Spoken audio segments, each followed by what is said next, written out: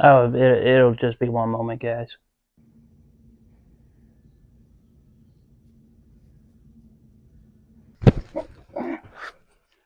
Alrighty then.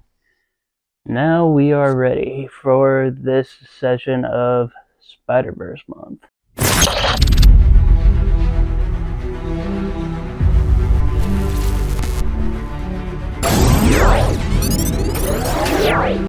His name is Bailey Briggs. He was genetically altered against his will, and for about 1 year he has been the one and only Spider-Boy. No, you did not hear wrong, people. There is a Spider-Boy, and he has apparently been the sidekick to Earth 616 Spider-Man.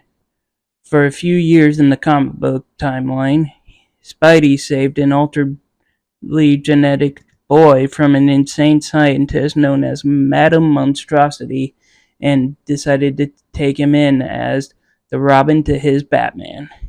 Something, however, occurred that caused Bailey to be erased not only from the world, but from everyone's memories as well. Thanks to the events of the last known Spider-Verse event that nearly destroyed the Great Web, he was partially restored, and by that I mean while he now is back in the universe, the memories of him are still gone from everyone's minds. A very reluctant Peter has decided to give him a chance as the two are about to head off to attack a man who is harassing people at a bowling alley, apparently.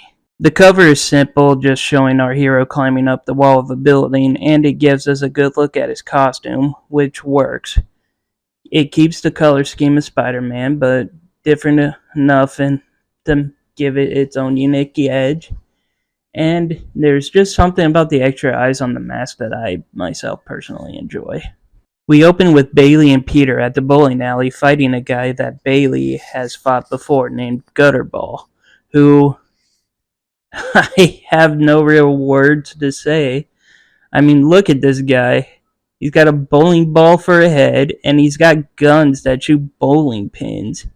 I feel like I'm back in the golden age of comics, or I'm watching an Adam West Batman villain. As you could probably guess, the two of them easily take this guy down, but people are very reluctant of Bailey due to an event that occurred in a separate Spider-Man series that shows him biting Electro using actual spider fangs. Can't imagine what makes him so terrified of them. Peter tries to talk with the Daily Bugle about the article, hoping for a retraction, giving him a good name. But the best thing he was able to do is to get Bailey free bowling for life at the bowling alley they saved.